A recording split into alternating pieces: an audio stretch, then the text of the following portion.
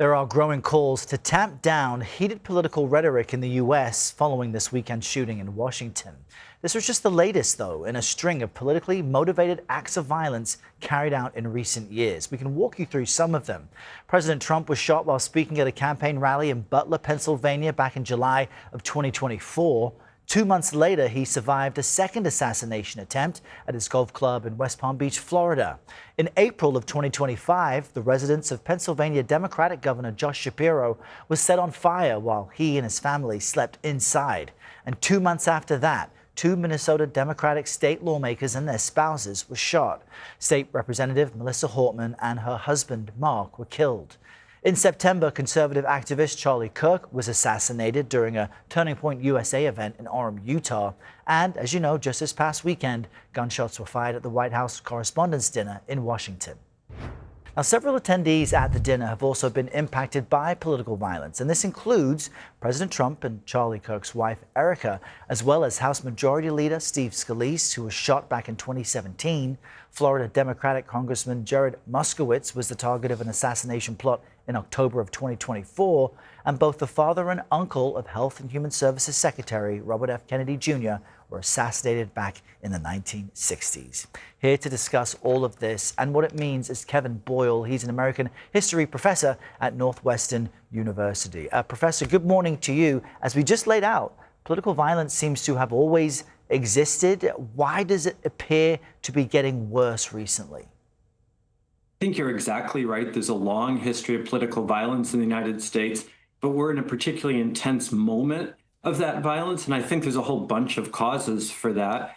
The polarization of American politics, the tendency increasingly to demonize your political opponents, to even dehumanize your political opponents, the crisis of mental health care that clearly intersects with the violence we're seeing, and we're a country awash in guns.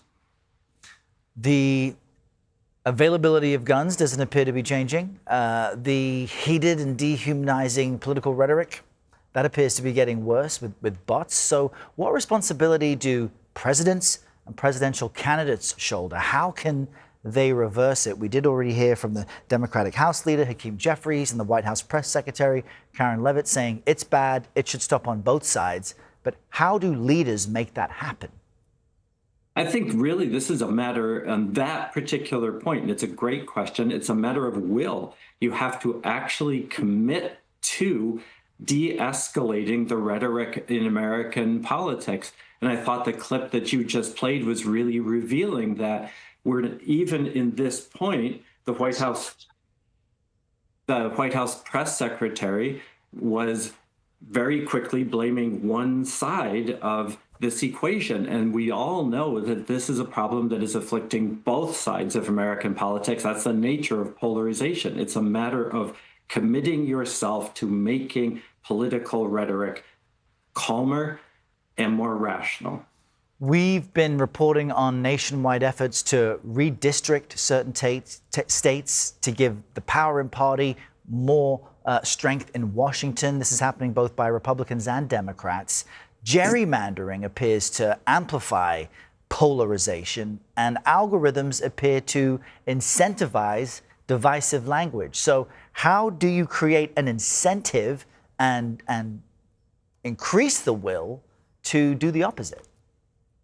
Yeah, that's exactly right. That what we're caught in at the moment is a cycle of escalation, and there are forces that are really hard to de-escalate, but that has to start somewhere. And the way that it has to start is with our elected leaders in both parties stepping back from, rather than pushing, processes that lead to that intensify that polarization.